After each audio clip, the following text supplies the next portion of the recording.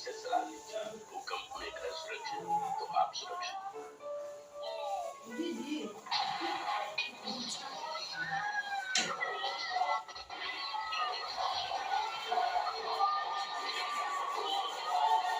क्या आपका फ्लैट भूकंप से सुरक्षित है?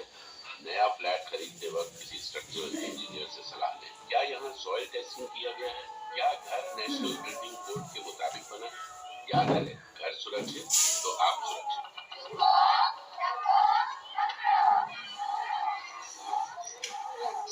समझ गए सर? Very good. एक बात क्लियर करें, उनका ताकि खुली जगह में ना जा पाए तो पहले इसको सरकोटर को किसी चीज को मजबूती से पकड़ो या किसी कोने में सर कर दो। आप भूकंप से बनाते समय लापरवाही और प्लिंथ लेवल पर और जोन 5 के मकान में सिल लेवल पर भी भूकंप फटके लगवाएं। हाथ कोने और जोन पर खड़े करिए लगवाएं। घर सुरक्षित तो आप सुरक्षित। अलमारी और बुक शेल्फ को दीवार में फिक्स करो। भारी सामान निचले शेल्फ में रखो। मिरर और भारी फर्नीचर बेड से दूर रखो। बड़े कर्टन और कांच के सामान कैबिनेट में बंद करके रखो। ऊपर से छत से होल्ड करो। सूर्य मंदिर आने की चीजों पानी पर भारी सामान से ढाकर रखना होता है। हमारे स्कूल की लाइब्रेरी और लैब भी ठीक हो गए हैं। भूकंप से बचाव के लिए घर और ऑफिस में रखे भारी सामानों को दीवार से फिक्स करें।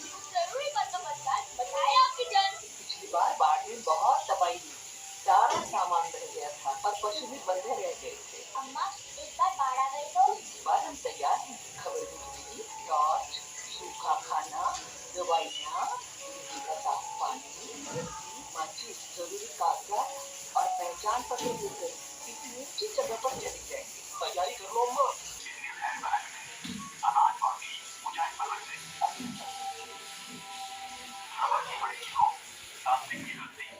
और कुछ बांस लेकर ऐसे सोचिए, कुछ केले के पेड़ के तनों से।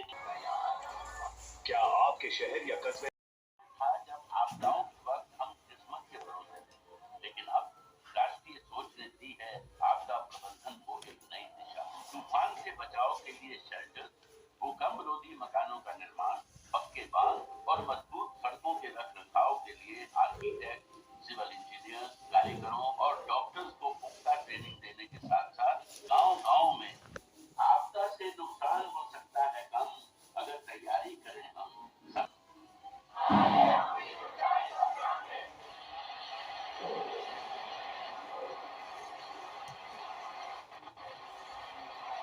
कहाँ रह गई थी तू?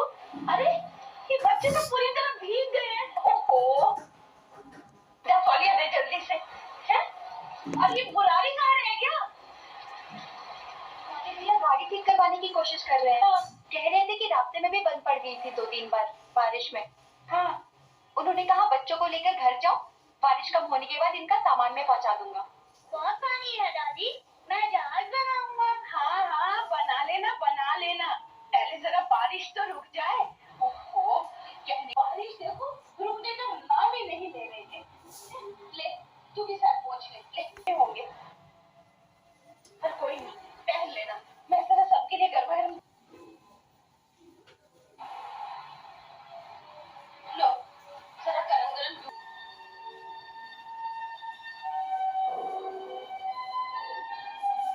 इस साल बारिश कुछ ज्यादा ही हो रही है। दादी, अगर बाढ़ आ गई तो? नहीं, ऐसा कुछ नहीं होगा। अगर आ गई तो? अगर आ गई तो नुकसान तो बहुत होता है, लेकिन अगर पहले से इसकी तैयारी हो और पता हो कि क्या करना है तो ऐसी विपदा का सामना किया जा सकता है। कैसी तैयारी? मुझे माँ के पास जाना है। कहानी सुनो। कहानी? हाँ कहानी। बाढ़ से लड़ने के लिए एकजुट हो गए थे। बात पिछले साल की है। भैया ने, मतलब तुम्हारे दादा ने, उस साल तुम लोगों को राजपुरा में आने ही नहीं दिया था। उस साल यहाँ बाढ़ आने का खतरा बन गया था। ऐसी बारिश तब भी आई थी? नहीं, बारिश नहीं, गांव के पास नदी पर जो बांध बना है उसमें दरारें आ गई थी। मतलब राजपुरा में सबको पहले से ही पता था कि ऐसे में क्या करना है? बिल्कुल ठीक।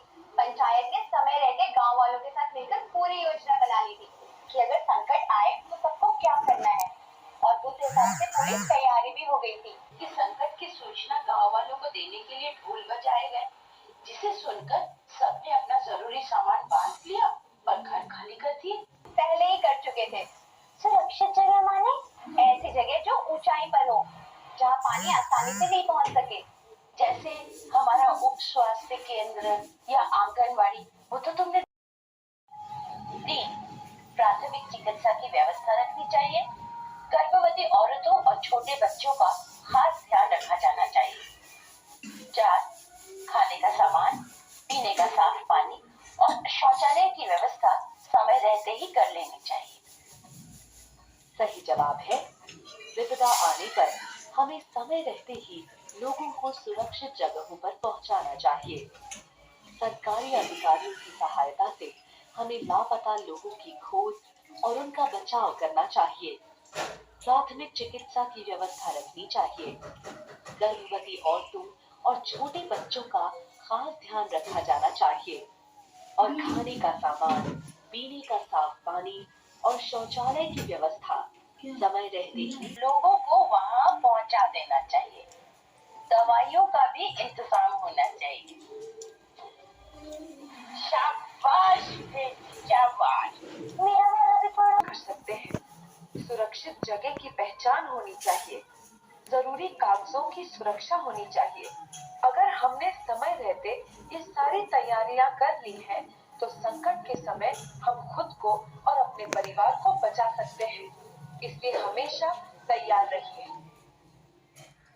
नमस्कार, हम सभी जानते हैं पूरा विश्व अब कोरोना वायरस के संक्रमण से जूझ रहा है। बाढ़ के दौरान कोरोना वायरस के संक्रमण से बचने हेतु क्या करें? इस दौरान कोरोना संक्रमण से बचने हेतु व्यक्तिगत स्वच्छता पर ध्यान होए। बाढ़ के दौरान अपने घर को नियमित रूप से साफ करते रहना चाहिए।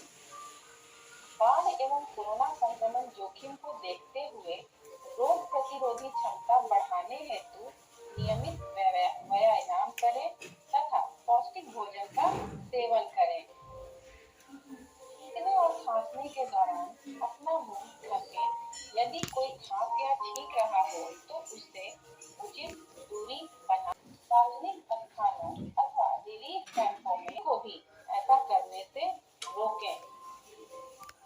रिलीफ कैंप में हमेशा मास्क का उपयोग करें।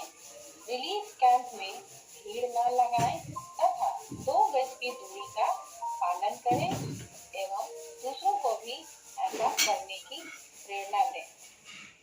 बाढ़ के समय में सार्वजनिक समारोह में भाग न लें तथा भीड़ भाड़ वाली जगहों पर न जाएं और भीड़ भाड़ वाली जगहों पर जाने से बचें।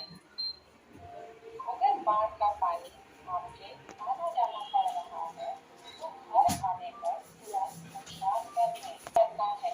कोरोना वायरस के संक्रमण से बचने आप देख रहे हैं कि बच्चे भूकंप की मॉडल। हम जानते हैं कि भूकंप एक ऐसी आने की कोई तिथि या समय नहीं होता है। भूकंप आने से पूर्व, भूकंप के दौरान, भूकंप आने के पश्चात क्या करें और क्या ना करें, इसके बारे में जानकारी रखनी चाहिए। घर के सीलिंग में झूमर, लाइट वगैरह मजबूत से कसा होना चाहिए। भारी वस्तुओं को नीचे के शेल्फ में रखना चाहिए। अलमारी को दीवार से मजबूती से कसा होना चाहिए। करते रहें। भूकंप से बचने का अभ्यास करें। डक, कवर, होल्ड, छूको, ढको, पकड़ो। भूकंप के समय हमें भगदड़ नहीं मचनी चाहिए, बैठ जाना चाहिए। भूकंप के मूल मंत्र झूठो, ढको और पकड़ो, अंदर ही रहना है। अगर हम बेड के ऊपर हैं तो भी हमें तो बैग से अपने सिर को ढक लेना चाहिए। अगर हम घर में हैं या किसी अन्य जगह हैं जहां हमारे पास कोई निकल जाना चाहिए। भूकंप के पश्चात जब झटके रुक जाएं, तो हमें खुले मैदान में आ जाना चाहिए। मकान एवं विद्यालय के संदर्भ में यह ध्यान रहे कि हमें मकान की ऊंचाई से 1.5 गुना से ज्यादा दूरी पर खड़ा होकर बाहर निकलना चाहिए। बच्चों, हमें कतारबद्ध होकर बाहर निकल रहे हैं। मॉक ड्रिल का फ्रेमवर्क। मॉक ड्रिल का महत्व। किसी भी आपदा से बचने के लिए हमें मॉक ड्रिल की आवश्यकता होती है। शिक्षकों एवं बच्चों द्वारा जीवन रक्षक तकनीकों का अभ्यास किया जाता है। विपरीत एवं चुनौतीपूर्ण परिस्थितियों का सामना करने के लिए किसी समूह द्वारा किए गए सामूहिक अभ्यास कार्य को मॉक ड्रिल कहा जाता है। मॉक ड्रिल के माध्यम से विद्यालय आपदा प्रबंधन योजना की वास्तविकता का पता चलता है। भूकंप मॉक ड्रिल का प्रथम चरण है अलार्म बजाना। दूसरा चरण है झुको, ढको और पकड़ो। तीसरा चरण सुरक्षित निकास। चौथा चरण है सभा स्थल पर जमा होना। पांचवें चरण में बचाव की कार्रवाई करते हैं, जिसमें अगर कोई अंदर फंस गया है या घायल हो गया है तो उसे सहायता के साथ बाहर निकालेंगे। और उस चरण में प्राथमिक चिकित्सा की कार्रवाई। प्राथमिक चिकित्सा की जरूरत है तो उसका हम प्राथमिक चिकित्सा करते हैं। सातवें चरण में सभी लोगों की गिनती करते हैं। अनुपस्थित है या गायब है तो ऐसी अवस्था दी जाएगी। इस प्रकार मॉक ड्रिल की यह प्रक्रिया पूरी होती है। धन्यवाद। बचाई जा सकती है। क्या आप तैयार हैं इसके लिए? संपन्न हो जब धरती में, अपना हो यदि घर से बाहर निकलना, जिसको ढको पकड़ो अपनाए, बाहर जाने के क्रम में गिरने वाली चीजों से खुद को बचाएं। संपन्न हो जब धरती में, न चढ़े पुल पर, न गाड़ी चलाएं। बड़े पेड़ हो या बिजली के खंभे, इनसे दूरी सबसे ज्यादा है जरूरी। संपन्न हो जब धरती में, 102 पर कॉल करें, एम्बुलेंस तुरंत बुलवाएं। बच्चे बूढ़े दिव्यांगों को सहायता पहले दिलवाएं। नमस्ते बच्चों, भूकंप जैसी बड़ी प्राकृतिक आपदा से बचाव के बारे में जाना समझा और सीखा। कहता हूँ आज की जानकारी आपके लिए बहुत उपयोगी रही होगी और कभी भी ऐसी परिस्थिति से निपटने के लिए आपके काम आई। तो बच्चों, अब वक्त है आज जो आपने सीखा तो उसके आधार पर कुछ प्रश्नों का जवाब देने का। और इस सत्र के सवाल आपके सामने हैं। पहला, इसके विकल्प हैं। पहला, बाढ़ के पूर्व तैयारी में। दूसरा सवाल, बाढ़ आने के पहले इनमें से क्या तैयारी की सामग्री उपरोक्त सभी। तीसरा सवाल, बाढ़ पूर्व तैयारी की तरह करिए। इसके विकल्प हैं। पहला, बाढ़ से प्रभावित होने वाले विद्यालयों की सूची तैयार करनी चाहिए। विद्यालय को सुरक्षित जगह पर शिफ्ट करने की योजना बनानी चाहिए। दस्तावेज, अलमारियां, डेस्क बेंच, बक्से, पठन सामग्रियां, उपकरणों एवं उपकरणों को बाढ़ के पानी में सुरक्षित कर देना चाहिए। बचने के लिए इनमें से कौन सी सावधानियां बरतनी चाहिए, इसके करना है। तीसरा, कैंप से बाहर बेवजह नहीं घूमना है। तो उम्मीद करता हूँ आपको इसका जवाब पता होगा। इसका सही जवाब है उपरोक्त सभी। पांचवा सवाल, अगर आप विद्यालय में, अपनी पहली प्रतिक्रिया क्या होगी? इसके ही विद्यालय भवन से बाहर की ओर दौड़ेंगे। दूसरा, कंपन शांत होने तक विद्यालय के भीतर रहेंगे और झुको, ढको और पकड़ो की प्रक्रिया को अपनाएंगे। तीसरा, सभी कक्षा में जाकर सबको सचेत करेंगे एवं बाल प्रेरकों से सुरक्षा के। दूसरा विकल्प अर्थात कंपन शांत होने तक विद्यालय के भीतर रहेंगे और झुको, ढको और पकड़ो की प्रक्रिया को अपनाएंगे। अब छठा सवाल, बिहार राज्य के जिले किस भूकंपीय जोन में आते हैं? इसके विकल्प हैं। पहला जोन, तीसरा जोन 5 और चौथा उपरोक्त सभी जोन।